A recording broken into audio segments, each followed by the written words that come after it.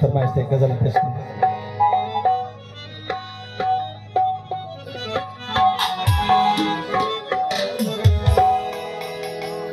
specially ये कलाम सही किबला न्यास पवार साहब ने बोले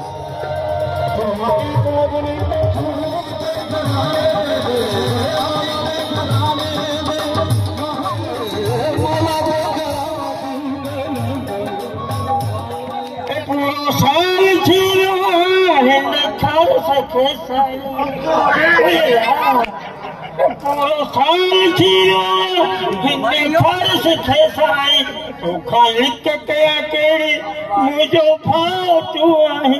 चोखा लिख कया केड़ी मुझो भाव तू आही भली फट करे छद मर्जी तो जिया खन खन खन खाड़ी ॾाढिया